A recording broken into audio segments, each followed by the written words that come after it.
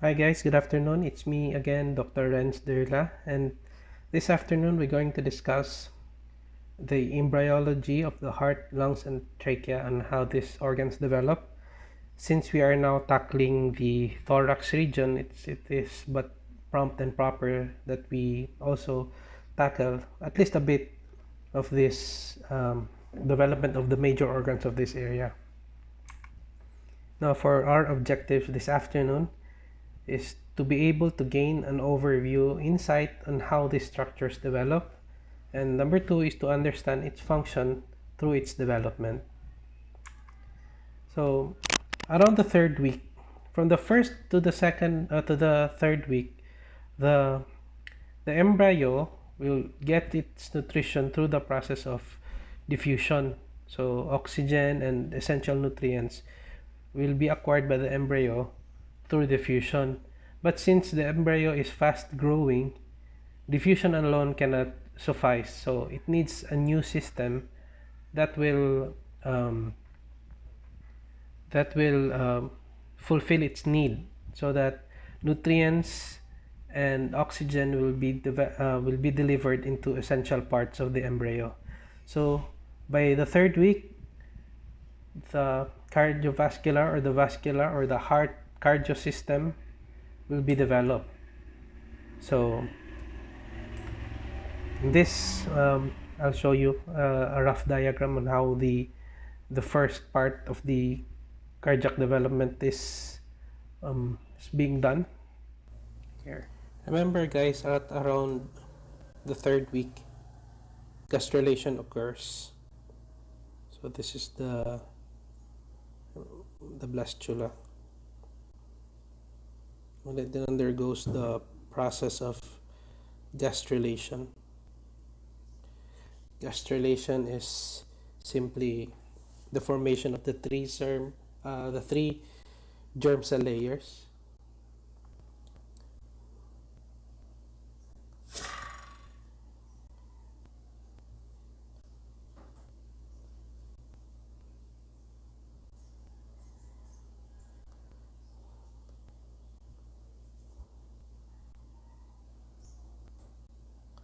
So we have here the ectoderm,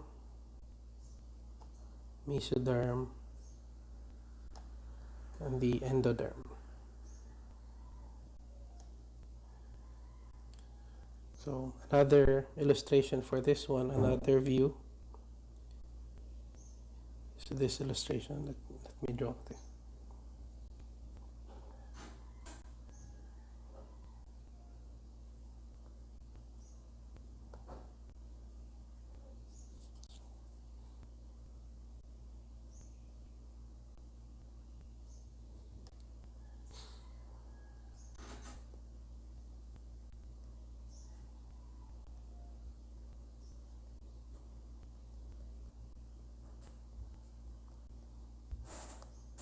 So the blue, still the ectoderm.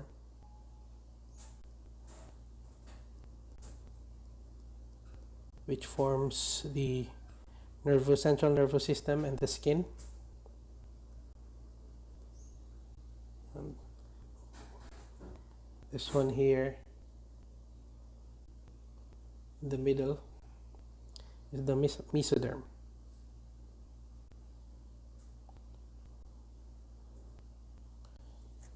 So we will concern ourselves the the mesoderm, since this is the area where the heart will develop. Specifically, the lateral part and on the splanchnic mesoderm, this one. So around the third week, when the embryo is already growing, the method of acquiring nutrients before that time, before the third week, is through the process of diffusion. So oxygen and nutrients diffuse into the embryo. But since the embryo is over exceeding its size, diffusion alone cannot distribute the nutrition, and it needs a better system. So it will develop the heart, so that there's a pump and there is a method in which blood can flow, and through this, delivery of oxygen and essential nutrients will be delivered into the entire body. So we have progenitor cells around here in the ectoderm that will migrate into the lateral splanchnic mesoderm. And this one here, this part, will form the primary heart field.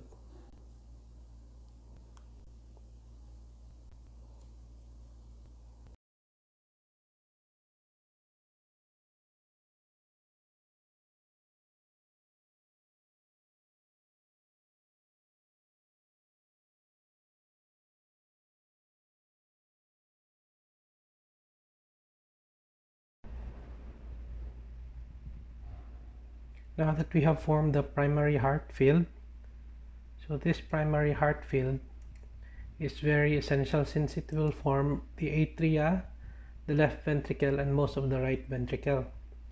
The remainder of the heart, including the part of the right ventricle and the outflow tract, is derived from the secondary heart field. So this field of cells will slightly develop later around days 20 to 21. So mauna yung primary heart field, and part of the truncus arteriosus and the conus cardis will be formed with the secondary heart field.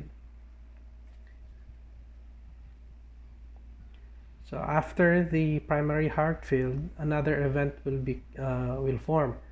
This is the folding, the cranial folding, and the lateral folding. Basically, in the primary heart field, there is a formation of two tubes, two endothelial tubes, and through the process of folding, which you can see in this picture, since the brain is growing, the heart is going to be folded and will now be positioned in the thorax. So through this folding, the two endothelial tubes will be fused together into one heart tube. So this single heart tube is important since this is already the functional heart, and through this structure we can see how it develops. So let me also share to you this diagram. So now guys, I will share to you an illustration on how the single heart tube will develop, so that it will be more familiarized on how this structure from a single tube to the heart as we know it. So after the cranial and the lateral folding, so from the two endothelial tubes, there was a cranial and lateral folding that made the two tubes into a single tube. So I will try to draw that single tube now.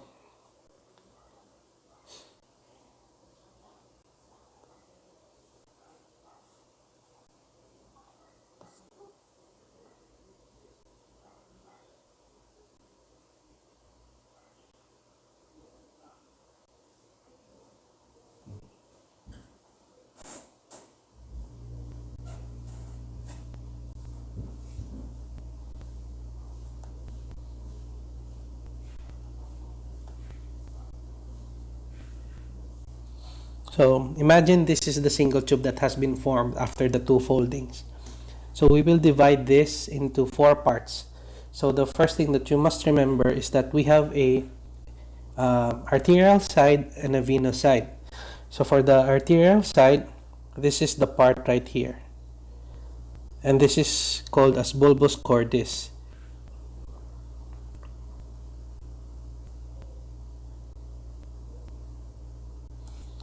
And on the venous side, this part here, we will call this as sinus venosus. There. And these two bodies here, this is familiar to you. This is the ventricle, and this is the atrium.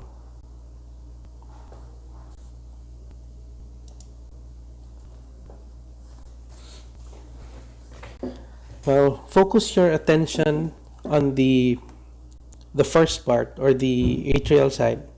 So we'll zoom in on that.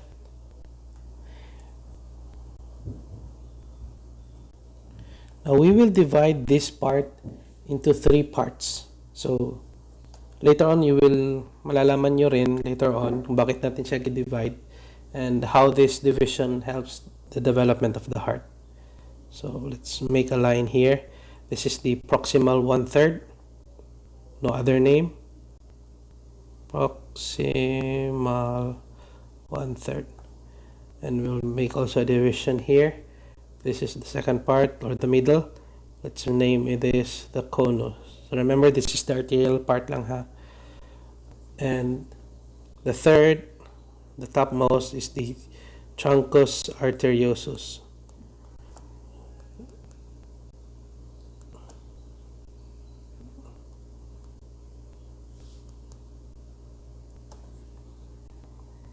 This line here, we will call this as the bulboventricular sulcus, just like the gluteal sulcus that we have.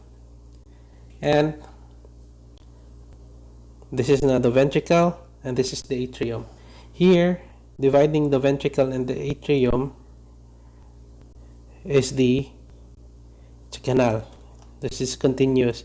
This is the atrioventricular canal, the primitive atrioventricular canal.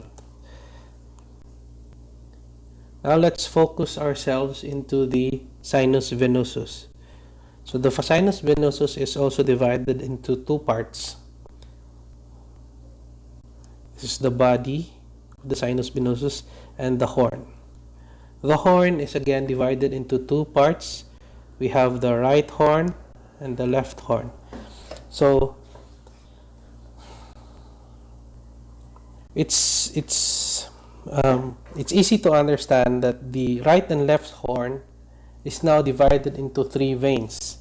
So we have here, let's change. You have here the vein, the first vein, the outermost, the innermost vein. Let's expand this.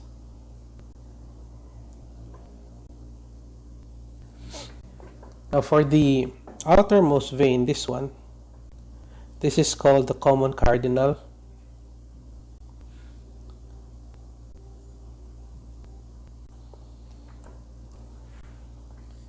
And you have the right and the left common cardinal, CC. The middle one, it's easy to remember. This is the umbilical vein.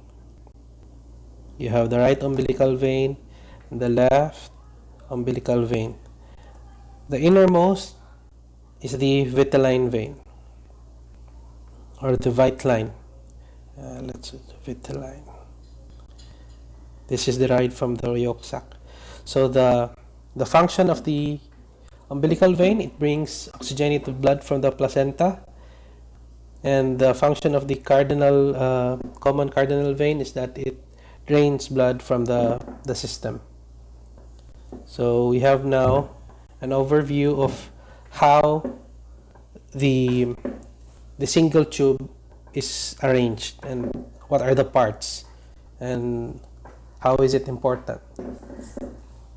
So let's now discuss on how these veins, how this heart develop later on.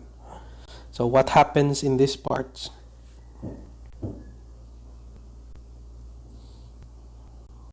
Now for its development, let's first discuss what happens to the atrial part. Or the arterial part of this one here, the bulbus cordis. So let's draw another one.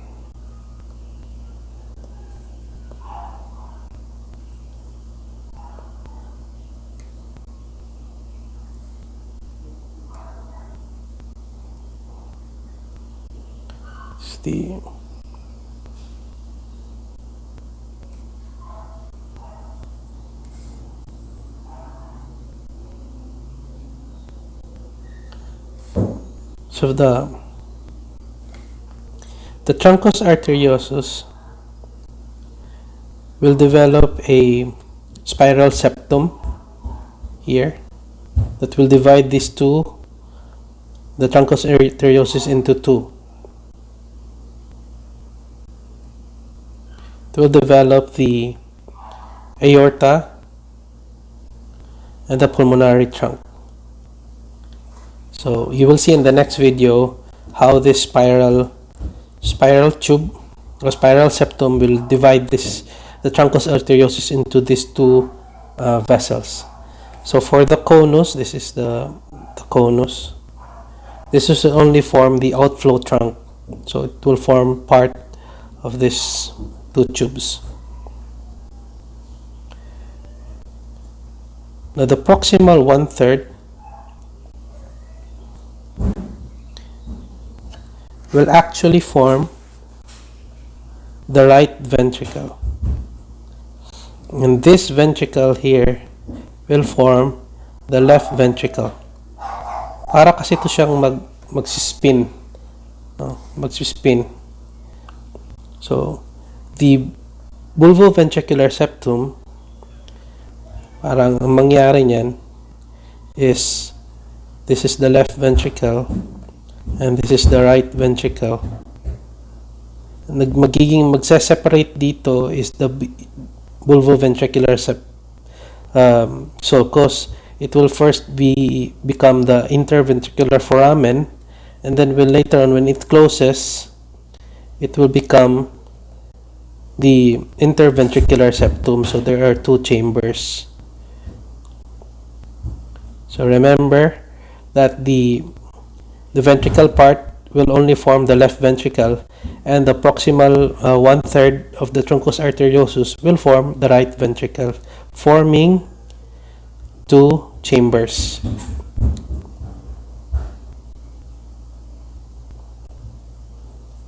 So we now have the ventricle, we now have an aorta, we now have a pulmonary trunk. Now that we have the ventricle settled, let us see what will happen at the atrium part. Remember, there's the AV canal. So the atrium will just divide into two. So later on, the interatrial septum will form. So you will have a right atrium and a left atrium. So that is what will happen.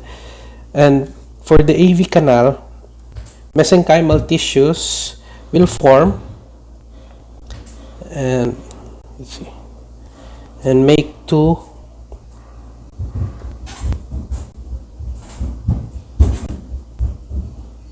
valves here. So from a single canal, and we have now the right atrium, the left atrium, we now have the two valves that will make up the tricuspid and the bicuspid valve. So at least we have now an overview on how is that forms.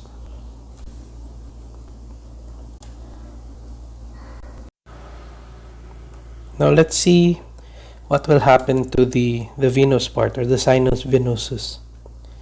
So for the sinus venosus, actually this part here, the left part, will be regressed later on. So let's use a blue. Later on this will regress and will form a hole or a vein into the right atrium, and that is the coronary sinus.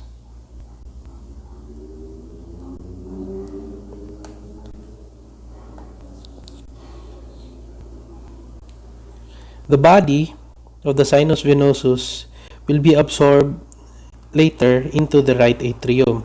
So this will become the posterior part of the right atrium. So magiging part na sila. Sana sila. And the vitelline vein will form part of the inferior vena cava. The umbilical vein at this point will be regressed, and the right common cardinal will form part of the superior vena cava, all draining into the right atrium. So this will become all part of the right atrium. These veins will drain the inferior vena cava. The superior vena cava will drain into the right atrium. The umbilical vein will be regressed. This one will become the coronary sinus. This sinus is a opening into the right atrium, wherein blood from the coronary veins will drain into the right atrium, and the white line is will form part of the inferior vena cava, which in adults will drain from the inferior structures.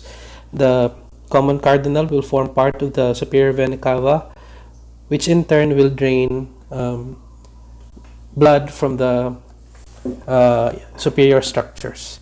So that is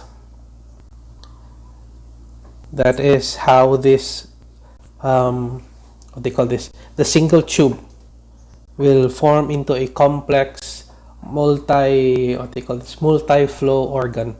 So in the next video, although this is an old video, will show us how the heart develops its septums, and how the spiral the spiral septum will divide the truncus arteriosus into the aorta and the pulmonary trunk. So here it is.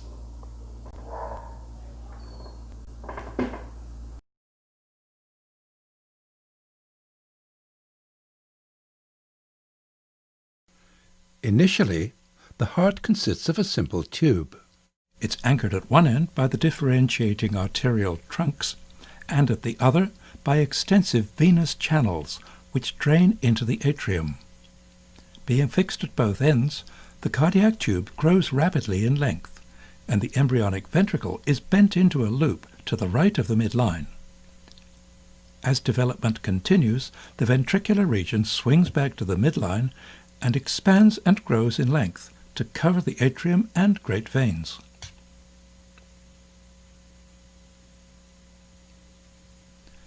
Extensive saculations projecting laterally will ultimately become the right atrium and left atrium.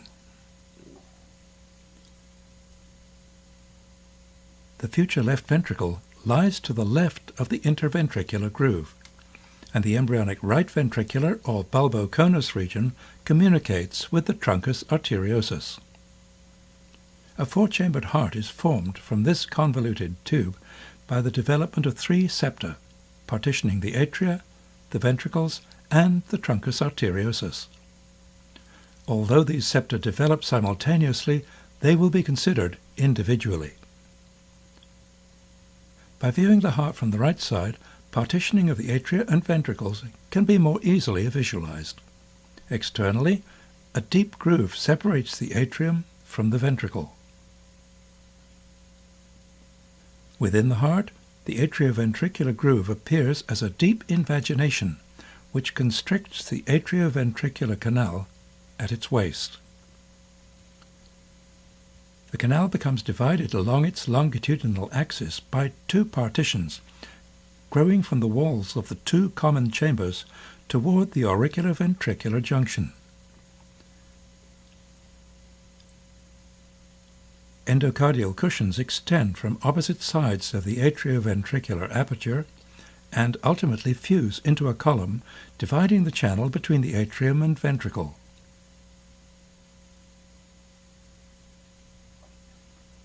From the interventricular ridge, a proliferating muscular septum advances across the common ventricle toward the base of the heart. Simultaneously, the interatrial septum rapidly grows toward the endocardial cushions, progressively constricting the foramen between the atrial chambers, the foramen primum. Before the foramen primum becomes obliterated, a new opening appears high on the interatrial septum. The timely development of this orifice, the foramen secundum, provides uninterrupted shunting of blood from the right atrium directly into the left. Another intraatrial septum, the septum secundum, develops from a ridge just to the right of the septum primum and extends down like a curtain over the intraatrial fenestration. The advanced edge of the septum secundum forms the foramen ovale, with the septum primum acting as a unidirectional flutter valve. Thus, blood can flow only from the right atrium to the left.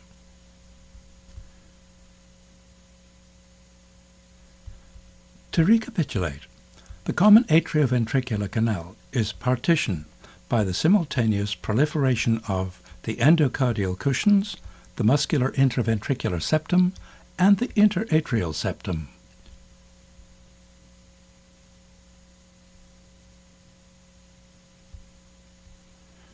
The septum secundum produces the foramen ovale, with the septum primum acting as a membranous valve. An opening persists between the ventricular cavities. Closure of this interventricular foramen awaits the elaboration of a complex spiral septum, which splits the truncus arteriosus and conus region into the aorta and pulmonary artery. The formation of this partition is more clearly seen if the heart is turned by 45 degrees. Originally, the right and left ventricles share a common outflow channel, the truncus arteriosus, which gives rise to the aortic arches. The truncus arteriosus is presented schematically as a transparent cylinder. The bifurcation of the truncus arteriosus, illustrated here, represents two of the aortic arches. The fourth aortic arch forms the aorta, and the sixth is the origin of the pulmonary artery. A pair of ridges which develop at the bifurcation spiral down the truncus arteriosus. They fuse along the axis of the cylinder to produce a single spiral septum, extending down towards the ventricles. The interventricular foramen is obliterated by masses of endocardial tissue from the ventricular septum, by the endocardial cushions, and by the spiral aortic septum. The partitioning of the heart into its component chambers and corresponding arteries is now complete. The significance of the spiral aortic pulmonary septum is more readily appreciated in a frontal view of the heart.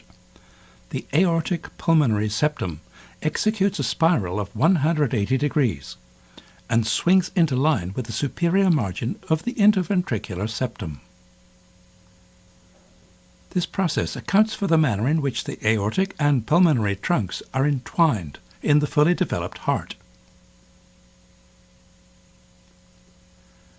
Blood from the left ventricle enters the aorta, which passes to the right behind the pulmonary artery.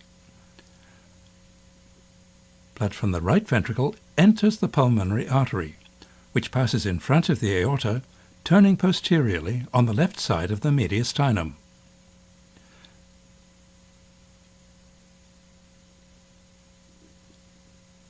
Venous blood from the superior vena cava and the inferior vena cava flows through the right atrium and into the right ventricle.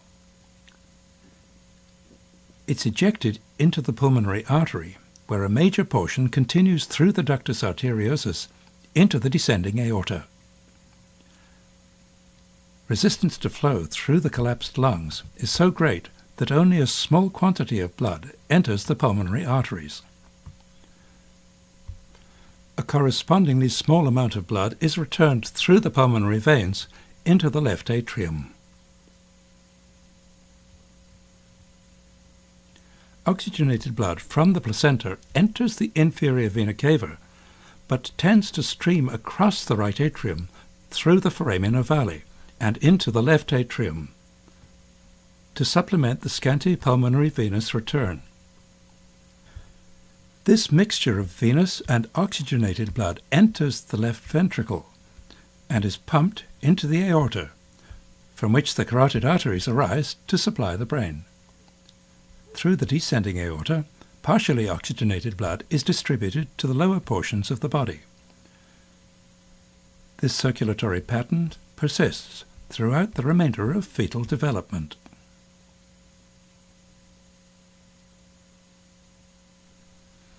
Within a very few minutes after delivery into the external world, the supply of oxygenated blood from the placenta is interrupted. If the infant is to survive, respiratory exchange in the lungs must be promptly established. As the lungs become inflated, the resistance to pulmonary blood flow is markedly reduced. Constriction of the ductus arteriosus diverts the entire right ventricular output into the pulmonary circulation. Oxygenated blood returning from the lungs is distributed through the systemic circulation. When the pressure in the left atrium exceeds that in the right atrium, the valvula is pressed over the foramen ovale, and partitioning of the heart is functionally complete.